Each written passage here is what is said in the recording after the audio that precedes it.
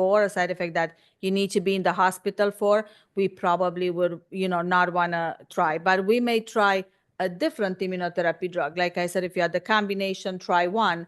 Or if you had, the combination of Yervo and Opdivo, we can try the Opdualac. So we may try another drug, but the same drug, if it was very severe, probably not. Thank you so much. Thank you very much.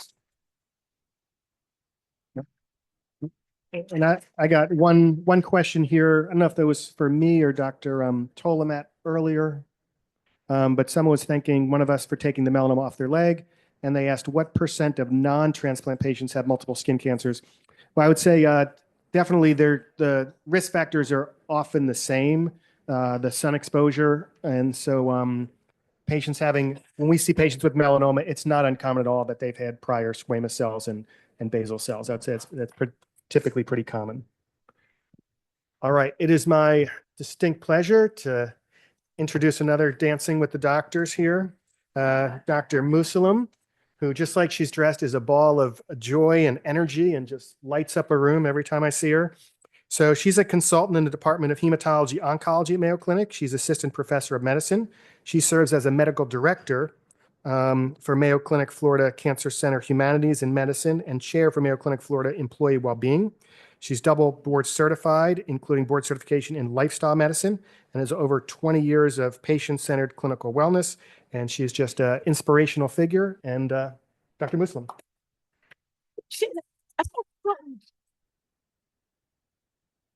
How are you all doing this afternoon? I guess you probably had lunch right before this, huh?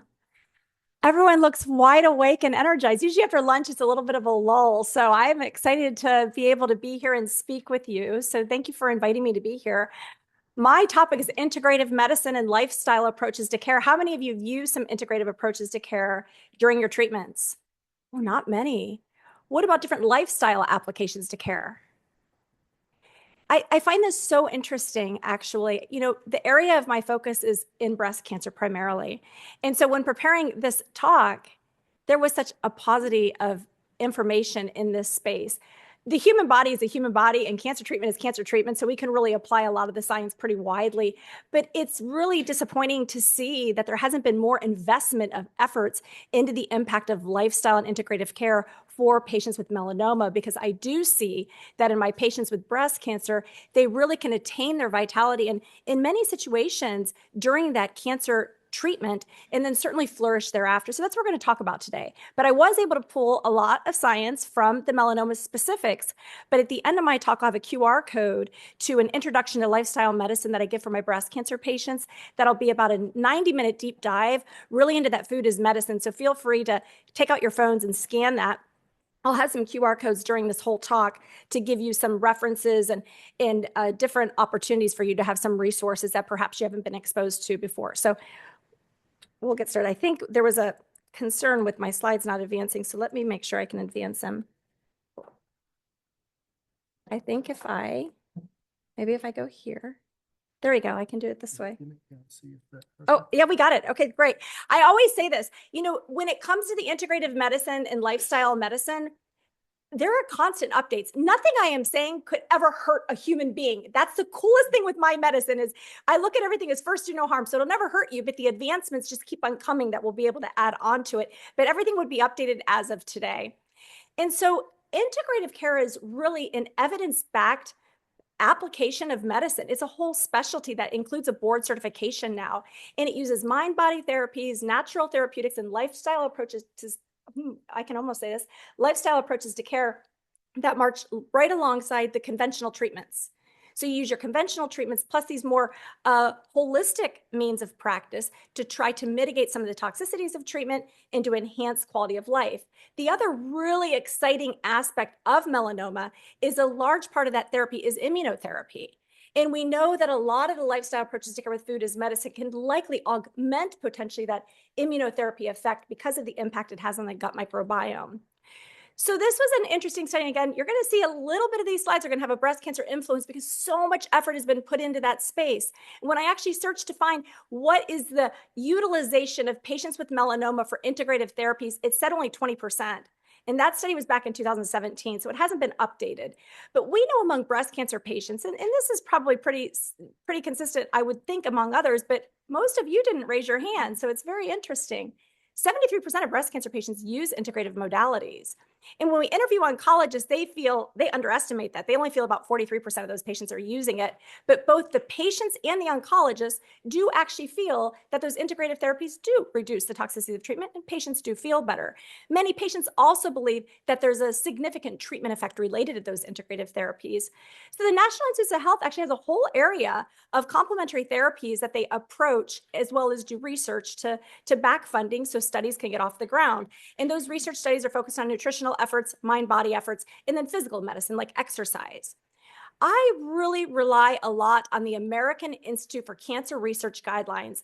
These are guidelines that not only prevent cancer, but we can also apply these guidelines from a lifestyle perspective as a cancer survivor. And these are very basic. Honestly, if we think back to when we were kids and what our grandmother told us to do, it's what these guidelines tell us. It's just so simple. It's just kind of getting back to what's simple. And that's just eating more of a whole food diet, getting rid of the processed foods, really trying to minimize red meat and avoiding the processed meat, trying to eat more fiber, vegetables, fruits, and whole grains, and then getting rid of sugar-sweetened beverages. And that actually includes fruit juice as well. Moving your body, it doesn't have to be at a gym, but just getting that regular movement and striving towards a more ideal body composition. We know body fat has a lot of inflammation, so trying to reduce some of that body fat. When it comes to supplements, it's not a magic bullet, and that's the area where really there's a lot of controversy, and it's about a $279 billion industry at this point with a lot of quackery out there. So you have to be very, very careful when it comes to supplements. Of course, needing to correct nutrient gaps or vitamin deficiencies, but beyond that, we want to be very cautious, being sure that patients do talk with their oncology providers to make sure that those supplements that they're taking won't interfere with their chemotherapy or with their cancer therapeutics. So as a board-certified lifestyle medicine doctor, it kind of marches very similar to the American Institute for Cancer Research. And these are the pillars of lifestyle medicine that we address when we see a patient. I would say when I see patients, the area that patients want to speak to the most is, can any of you guess? The food. About 95% of what patients want to talk to when they come in to see me is, what do I eat? So that is where the core of my discussion is with my patients. But you can see it's not just about that. You can eat a perfect diet, but if you're not exercising, if you're not managing your stress, if you're not getting adequate sleep, if you're being exposed to toxic substances, well, then even the perfect diet is going to be kind of derailed by all those other aspects. It's a whole approach to care that we want to focus on. But when we focus on the nutritional part, I kind of emphasize some of the basics, really just getting back to the basics and focusing on whole foods, eating more vegetables and fruits and fiber, and cutting back on some of the red meat and absolutely trying to avoid that processed meat. One of my good colleagues at Sloan Kettering did this wonderful review because there is so much controversy on what dietary pattern is best. And she asked the question, is it plant-based or keto? Because there's a lot of discussion out there in the cancer world. And what they found is that plant-rich diet for the reduction of cancer, as well as improvement of metabolic disorders, is the diet of choice. In certain solid tumors, particularly breast cancer, there are some chemotherapies that tend to increase the glucose levels. In those particular chemotherapeutic regimens, which this is not a regimen that we use in melanoma, but in this particular regimen is one where maybe a keto-like diet would be a little better in that situation to have tight metabolic control. But just because we're doing a keto diet isn't an excuse to do a lot of unhealthy fats. We would want to have a preference towards healthier fats. One thing I really want to emphasize that can get confusing for patients, I think most of you may already be having your care here, so you already know this, but I do encounter individuals from across the country getting cancer treatments elsewhere. When they're hearing information on a plant-based diet, they raise their hand and say, well, I was told I can't have fresh vegetables and fruits during chemo. Have any of you been told that? Good. That's a myth. We no longer support that belief. We know that you're better and you're safer and more healthy to have the vegetables and fruits. It's just important that you triple wash them or wash them really good if you're going through chemotherapy with any immunocompromise. And probably a really good idea during chemo that you don't eat salads at a salad bar or you don't get raw vegetables at restaurants because we don't know how good they're keeping those clean. But at home, you would be completely fine. So it's an overall pattern that you eat that's important. A lot of times I'll get questions, what is it? What are the best foods I eat? Or what is the most important food that I eat? It's not one food, it's the overall pattern. And the Mediterranean diet is such an easy pattern to follow, actually. It's one that we've heard of for pretty much our whole lifespan. And it's just a simple way to eat. Again, adopting more vegetables and fruits and whole grains, nuts and seeds and fish, and then prioritizing olive oil and really trying to avoid butter. It's always in nutritional science, what are you comparing it to? So it would be that olive oil would be the preference. And in this particular study of women with melanoma, there was over 67,000 women, and they showed those that had the Mediterranean diet actually had a reduced risk of melanoma, which we don't see many food studies showing a reduced risk of cancer occurring. So this is a very significant study. And again, it's just that emphasis that it's not one food, it's a combination of all the foods and the diversity that you're eating. The area of the Mediterranean diet and food science that's most exciting with melanoma, and honestly, it was quite exciting for all of cancer and food as medicine, was the melanoma population. This was about 8 years ago. I was sitting at the American Institute for Cancer Research, and we really had the light bulbs going off when we saw that melanoma patients who were having more diversity of their gut microbiome were doing better on immunotherapy. So you know what every oncologist did? It would be an automatic response. Started giving probiotics, but patients didn't get better. So they stepped back and they said, well, what is helping these patients? And they found that the beans were helping. And so they looked further. They said, wait a minute, it's the diet. So they did more research to try to understand this more. And ultimately, what we've learned from this research is that if we have a patient on a diversified plant predominant diet like the Mediterranean diet, and no probiotic, those patients actually do best. They do better than the patient that even has the probiotic on board. And again, it's just because it's optimizing that gut microbiome. If you think about each vegetable and fruit that you're eating, whole grain, nuts, seeds, spices, each of those different foods have their own microbial diversity. So the more diverse that you expose yourself to, the more diversified your gut microbiome. So that's very, very exciting research. What they showed in this particular study in patients on checkpoint inhibitors was those with this Mediterranean style diet while on therapy that a 74% higher likelihood of progression-free survival at 1 year. That's a substantial finding. And again, they found that this was consistently linked to those patients that had a more diversified gut microbiome. And what is so cool with this is you certainly cannot hurt a patient with this, right? There's absolutely no harm. Here's a study I was mentioning to you earlier. Here we have this study. We're looking at the checkpoint inhibitors with the Mediterranean diet and that nice diversity. We saw that the probiotic actually seemed to be harmful. Those patients seem to have more progression in larger tumors. So if you consider being on a probiotic, please talk to your doctor. Now, this is a big target area of research, is the gut microbiome. We are learning a lot more about this. And we know that there will be certain strains in the gut microbiome that with time, we will be able to knowingly test your gut microbiome and then give you that particular strain back to help you. There are even studies with fecal transplants to help to optimize the gut microbiome for this very reason. So very exciting areas of research that are taking place here. And you can see this emphasis on fiber. And what this study really illuminated, and we've seen this in the breast cancer research as well, is for every step increase in fiber, that there shows to be an improved reduction in progression as well. And we see for every 5-gram increase, there's a 30% reduced progression. So when it comes to gut health, this is for anyone, whether you have melanoma, colon cancer, breast cancer, you've never had cancer. In order to optimize your gut microbiome, it's the number of different plant foods you get in a week's time. So they did a study looking at the American Gut Project, people that had 10 or less plant foods in a week versus 30 or more. How many of you think 30 or more sounds like a lot? It kind of does, but it's actually not. This includes all the vegetables, fruits, whole grains, nuts, seeds, beans, and spices. Not one spice. One spice doesn't equal 1 towards that 30. 4 spices equals 1 towards that 30. But it's not too difficult. So when you go to the store, just kind of add in some variety as each week goes on when you're doing your grocery shopping, and keeping in mind that the frozen vegetables and fruits have just as much food value as the fresh. So you'll be fine to include those just for some simplicity. When you're doing your beans, try to get a variety. I think that this is one of my favorite top 3 studies ever in all of medicine, because it's such a simple study, but it carries along quite a dramatic benefit.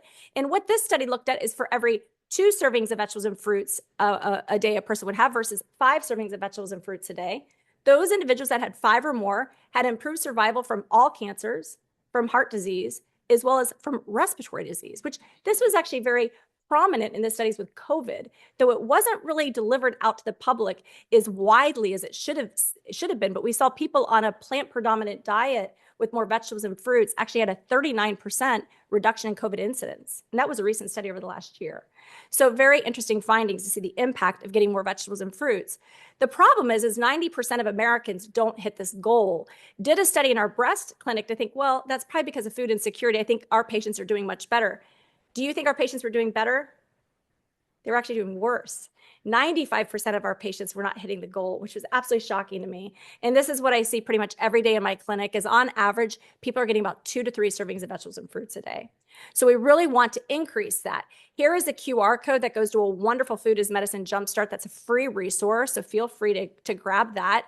And the one take-home message I have for my patients and every family, friend, or stranger that I may happen to talk to about food is medicine on the streets, I say, just eat 50% of your plate vegetables and fruits. So anytime you eat, look at that plate, look at the bowl, hear my squeaky voice in your head, Mayo, and just think, oh, is there 50% vegetables and fruits?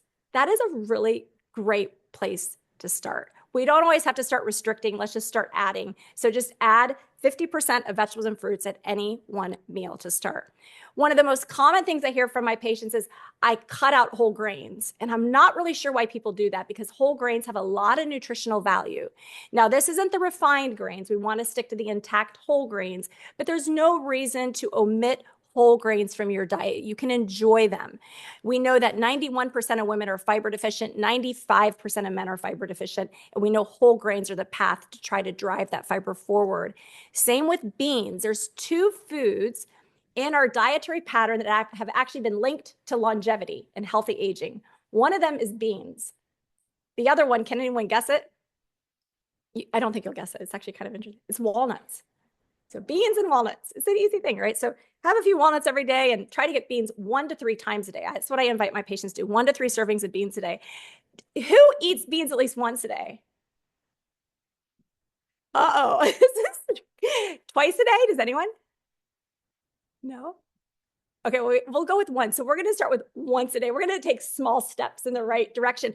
But if you're on immunotherapy, this is really cool, right? Because I said years back when I sat at the American Institute for Cancer Research, we were shocked to see that the beans were really this like magic trigger for really optimizing that gut microbiome. So enjoy the beans, okay? You want to go slow with it. This is a great chart. Again, all these QR codes come from the American Institute for Cancer Research, just showing, yeah, I could probably carve out some of that animal protein for some plant protein in a pretty simplistic way. So this just shows you that there is a variety of protein that you can get from those plant-derived foods that we consume and or should consume, I should say. I do throw this slide in here about soy because it's the biggest myth that exists in food science and medicine.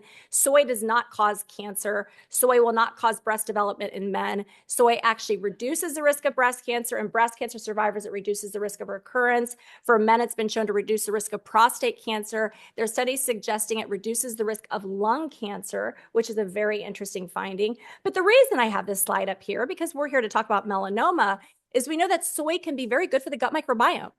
And this is another rich source of protein that is plant-derived that you could include safely in your diet. So please know there would be no risk to that. Because this is obviously a very short talk, a very condensed talk, there's more to talk through about the breast cancer, again, reassuring you that it's safe. But this QR code here takes you to Karen Collins, who is a wonderful woman, researcher, nutritionist out of the American Institute for Cancer Research. And she does a really nice resource here for you if you would like more information or if you have someone you would like to share it with. This is always a hot topic when it comes to fasting mimicking diets.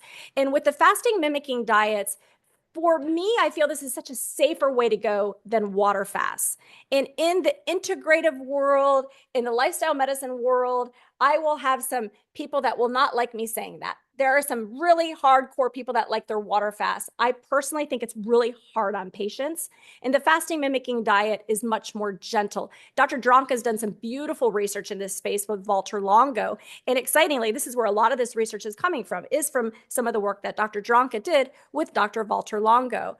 We know that the fasting mimicking diet is a diet that seems to be able to give the body a little break. And particularly when we're using this during chemotherapy, what's happening is the healthy cells know to get out of the way from the toxic effects of chemo. And the unhealthy cells kind of get a little irritated. So they're kind of heightened. So they're kind of up here. So the chemo tends to target those a little bit easier. So it's very exciting research to see. And the fasting mimicking diet isn't starving you. It kind of decreases the calories. And so this is a little snapshot of similar to what the fasting mimicking diet by Prolon would be. Prolon is a company that we've done the research with. You could purchase that online. This is not to necessarily encourage them, but they are the company that does it and has supported a lot of the research in this space.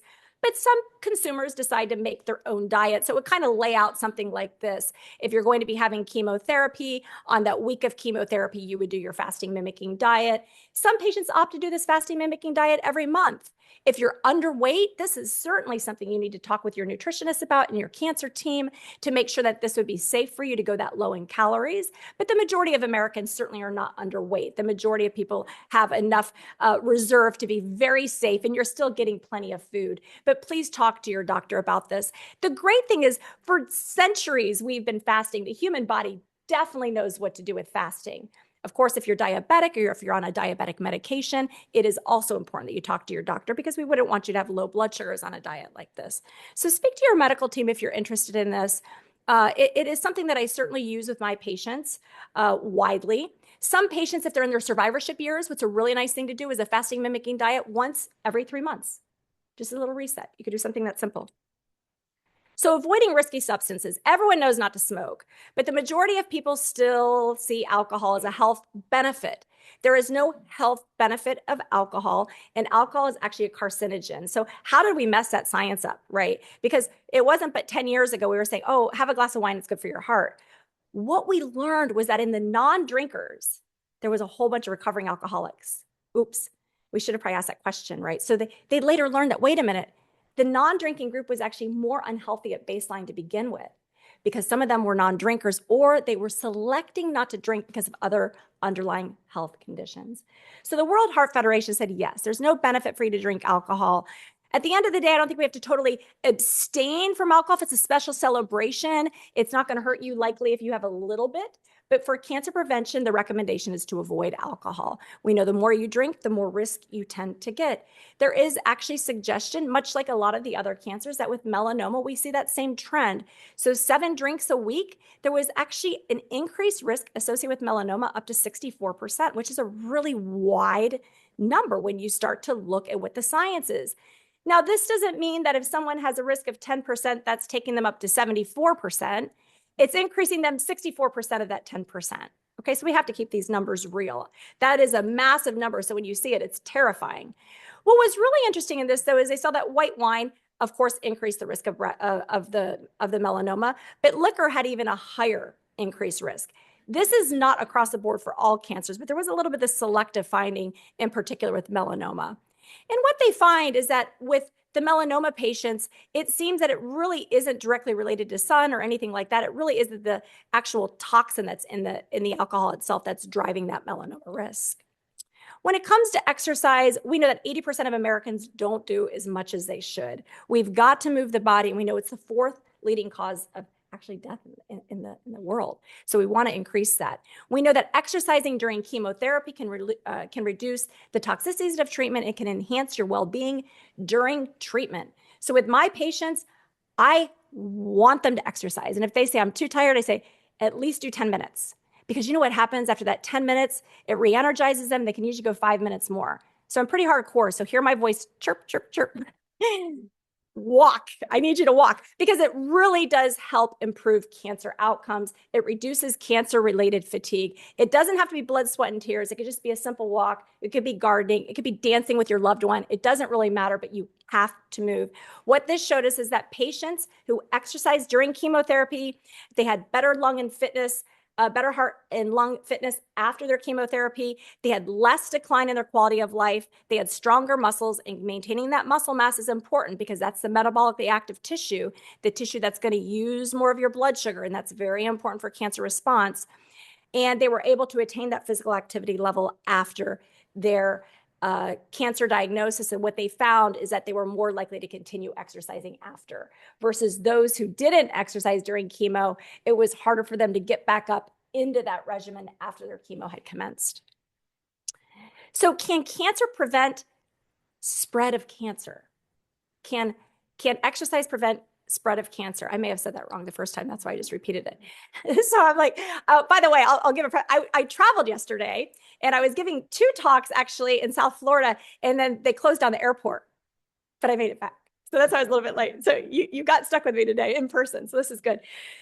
So let's go to this though. So can exercise prevent metastases? The answer is yes. There was actually long-term observational studies across many cancer types, including melanoma, that actually shows there was a 72% less likelihood of metastatic spread among those patients who had moved more compared to those who are more sedentary. So just think about it. Some of my patients will put a timer on their watch. If their watch goes at the 60-minute mark, they'll just stand, move around for 5 minutes, go back to what you're doing. It's very, very important to keep moving. We know that's going to be better for your metabolic health, as well as this thing called mTOR signaling, which is growth of a lot of things in your body, including tumor. So what about survival? Again, the research in this space is very, very scant, but there was, interestingly enough, a very small study among women with melanoma, and they showed those who were more physically active before their melanoma diagnosis actually had improved outcomes. And so when they looked at other meta-analyses across all of the cancers, we see that typically exercise is related to about a 40% improved overall survival after any cancer diagnosis is what we see. And those are the same statistics I provide for my breast cancer patients too. But there certainly is a gap in research when it comes to melanoma patients and exercise. The American College of Sports Medicine is a renowned resource for exercise for everyone, but they've invested a lot of resources into that of being there for patients with cancer or with the diagnosis of cancer currently. The recommendation is the same for all of those of you with melanoma as it is for breast cancer, it is with someone for heart disease or someone healthy trying to prevent disease. We want to aim for 150 minutes of moderate intensity exercise every single week. But guess what? More is actually better. So if you can get 300 minutes, that's even better. There was this myth that used to exist that you could do too much, and that myth has been dispelled. We know there's no such thing as too much exercise. So more is better. We want you to move. If someone wants to do super intense exercise, or when they're exercising, they couldn't even carry a conversation, they get to cut that time in half. So you don't have to exercise as much if you exercise harder. So keep that in mind. Strength training. How many of you do strength training regularly? Oh, that is awesome.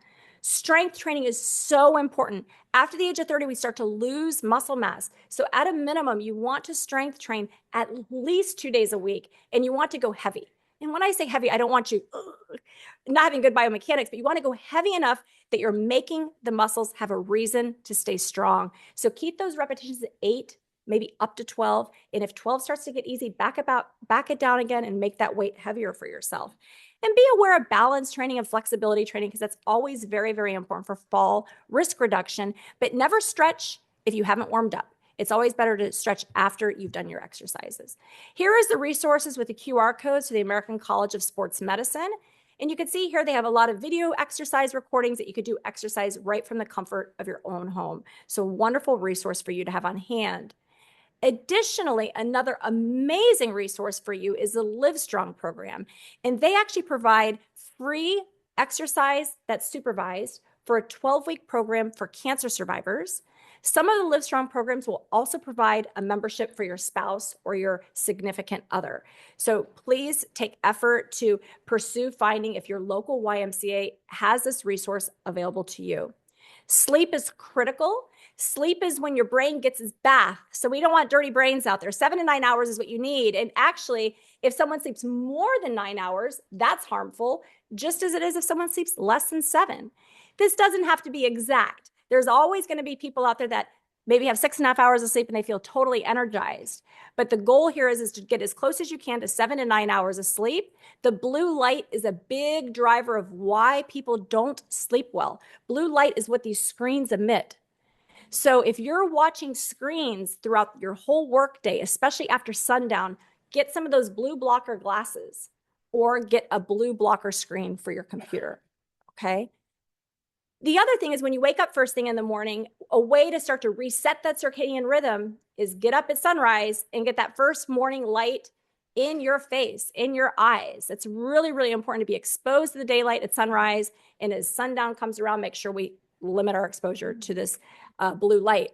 Sleep apnea, you see I have it in bold there, or kind of bold there, if you could see that. This is something I see very, very, very often in my patients, regardless of what their weight is. Sleep apnea could be a very reason why you can't lose those few extra pounds and you're kind of stuck on that plateau. It really interferes with metabolic optimization. We want your metabolic health to be optimized. Less than 6.4% of Americans are actually metabolically healthy. And this is one of the things I find is one of the culprits of that. If you're struggling with your cholesterol optimization, this can be another reason. So we really want to have that sleep apnea addressed. If you've never had an overnight sleep oximetry and you're a patient here at Mayo Clinic, talk to your team and they'll order that for you, and you could speak with a sleep doctor as well. Yoga is a wonderful therapy to add to help to optimize sleep if you're struggling with a little bit of insomnia. There's different cognitive behavioral therapies for insomnia for people that are really struggling for it. I find in my own practice, a lot of my patients like to use low-dose melatonin, which I am personally very fine with. The cancer research in melatonin is very reassuring and is actually very favorable, to tell you the truth. So I am very supportive of that, but please talk to your own doctor to make sure it's right for you. Magnesium glycinate, pretty much 90% of Americans are deficient in magnesium. Magnesium can't hurt anyone. If you have kidney failure, you would want to talk to your nephrologist about the proper dosing of magnesium, or just to make sure they're okay with you taking magnesium. That's about the only population that may not be able to take it. And L-theanine is a very safe supplement that can help with some relaxation at nighttime. It's an amino acid that's derived from green tea, though it's not green tea. There's no caffeine in it, but it's an amino acid that can cause really beautiful relaxation in the evening hours. We all have stress. This is part of the human response, and it's really part of our adaptive response. And 30% of melanoma patients have been reported to have significant levels of distress, whether it's anxiety or depression or an adjustment disorder to their diagnosis. How we manage the stress is what's critically important. And we know that mind-body therapies for melanoma patients really do matter. Not only do they improve the health-related quality of life of that perceived stress, but it's also been shown in some analyses to actually improve outcomes. So very important. And your cancer centers always have various resources for you available, and that would be through the social worker. This next slide kind of goes over a little bit more of this. Here's a meta-analysis of a mindfulness review of 11 studies with almost 1,000 patients. And this was of various different cancer types. And again, it showed that improvement in overall quality of life and that perceived perception of that feeling of, I am so overwhelmed during this cancer journey. So we want to include different mindfulness-based stress reductions. The American Society of Clinical Oncology, this is kind of our holy grail of guidelines, what we do when we treat patients. The mindfulness-based stress reduction is actually part of what they recommend. So all cancer centers should have various opportunities for patients to be a part of this sort of support as you undergo your therapy. Here are additional ways for you to help to support yourself if you're feeling a sense of that adjustment to the diagnosis and just a hard time to get back onto track with real life. It doesn't have to just be mindfulness and meditation. Think of things like prayer, or if you're better to move, you feel better when you're moving your body so you're not stuck in that quiet place of sitting with those thoughts. Maybe yoga or Tai Chi or Qigong. And of course, consider support groups or different counseling sessions as well. When it comes to relationships, I really feel that individuals can eat perfect, move perfect, even sleep perfect. But if you don't have love and connection, it's really difficult to navigate through the cancer journey. And it looks like each of you are here with supportive partners and you're here in community. And I love seeing that. So thank you for coming out today. But we know that 60% of people currently in America feel lonely. So being a part of these connective opportunities is really, really important. I also like to highlight the element of vertical connectedness. And this is something that not a lot of folks feel comfortable talking about, but I think anytime someone's diagnosed with cancer, they automatically develop a little bit of question about mortality, or they start to ask questions about their spirituality. Lisa Miller is a beautiful author. It gives me chills to even say her name. She wrote this wonderful book called The Awakened Brain, and it really goes into the science of spirituality. And yesterday she posted this podcast. You could use this QR code, and I so encourage you to listen to this beautiful podcast. She's a lovely soul, and she really goes deep into consciousness and actually the science of the importance of having something, belief in something bigger than ourselves, I should say. So again, back to the American Society of Clinical Oncology, they have these very in-depth guidelines for different aspects of cancer care. And this is just a highlight of if a patient is experiencing any discomfort or pain as a result of their cancer therapy. We say have this long list of treatments, and it goes on and on and on. And the reason I bring that up is actually just to let you know that there's various sorts of integrative modalities that we can use. And I know that I slid this nausea slide in here, so I'm going to talk about this, and then I'm going to jump to acupuncture and be done, because I think I'm probably done with time. I think I'm okay with time. I think I have like 1 minute, huh? No. Yeah, I think we started a quarter after. Okay, I'm going to finish up. Okay, nausea. This is super quick. This is an important one. I don't think, nowadays in my cancer work with patients, very few people get nausea. But if you do, this is one of the easiest things you can do. What you do is you buy one of these C-bands that are less than $10. You can get them on Amazon. You put them on your wrist the day of chemo, and you wear it 5 days later. And the research showed us that, yes, in fact, it did reduce the impact of nausea, retching, even vomiting in patients. I use this in my cancer patients who are undergoing chemo, and it dramatically helps their symptoms for those of them experiencing nausea, though it's a very small number nowadays because we have so many other traditional therapies that we use in this space. This is my last part of what I need to talk about. So acupuncture. Acupuncture is a modality of integrative care that is covered by many insurances nowadays. Medicare, unfortunately, does not cover it to the degree that most centers accept that coverage. But acupuncture is very wonderful for every single aspect of what could be bothering you during your cancer therapy. Everything from being overwhelmed to anxiety or depression to overall quality of life, from fatigue, nausea, aches and pains, insomnia, and beyond. So I really recommend acupuncture for patients. This is another QR code if you do not live in the Jacksonville area, or if you do, you would put your zip code in, and this QR code would take you to a licensed acupuncturist, the same certification that we look for in acupuncturists that work for us here at Mayo Clinic. So very important site. I would recommend only seeing an acupuncture from this certification, unless you know it's someone who's been recommended by your oncology group. When it comes to supplements, again, there's no magic bullet, but having your doctor check for vitamin D deficiency is very important. As a cancer survivor, that is when vitamin D supplementation up to an optimal level has been shown to improve outcomes. Vitamin D does not prevent cancer, but for cancer survivors, it improves outcomes. So we are done. In closing, just really try to get 50% of what you eat coming from vegetables. Oh, beans. Not for you. I won't do that to you. 50% vegetables and fruits, but get beans at least once a day. That was good. You were listening. Move regularly. Work on different ways that you can control that stress. And we are here to support you in any way possible. Here is that presentation I do the fourth Monday of each month at noon. And it's about 60 to 90 minutes. It usually starts about 10 minutes after the hour. So that's a deep dive to nutrition. Food is medicine.